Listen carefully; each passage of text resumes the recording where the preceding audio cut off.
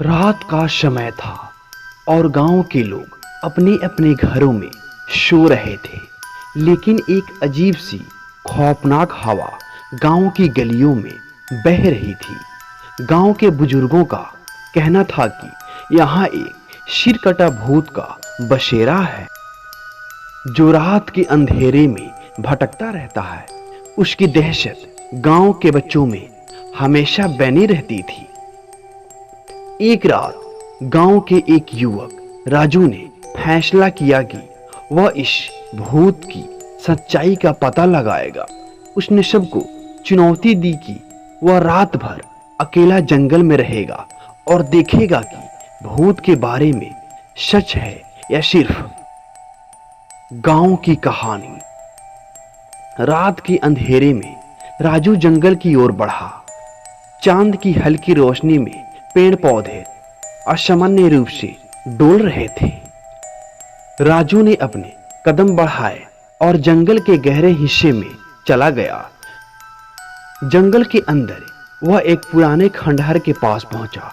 खंडहर के दरवाजे पर एक काले धब्बे जैसा दिखने वाला खून का चिन्ह था।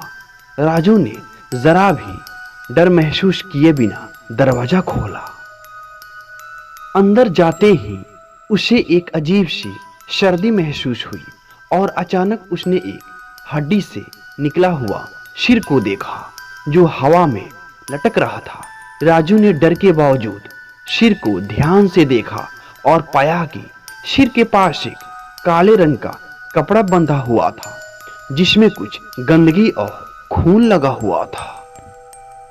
सिर की आंखें पूरी तरह से खुली थी और उनमें एक अजीब सी जलन थी। तभी सिर ने राजू से कहा, तुम्हारे साथ बहुत बुरा होगा अगर तुमने मेरी बात नहीं मानी। राजू ने अपने कान खड़े कर लिए और सिर ने उसे बताया कि वह पिछले कई वर्षों से एक निर्दोष की मौत का बदला ले रहा है। सिर ने बताया कि एक जमींदार ने उसकी हत्या करवाई थी और उसका सिर उसके शरीर से अलग कर दिया था। अब वह शापित आत्मा बनकर निर्दोषों को परेशान कर रहा था। राजू ने समझाया कि वह उस जमींदार की तलाश करेगा और न्याय दिलाने की कोशिश करेगा।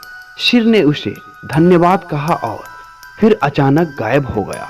राजू ने सुबह होते ही गांव लौटकर सबको बताया कि सिरकटा भूत एक निर्दोष आत्मा है जिसे न्याय की जरूरत है।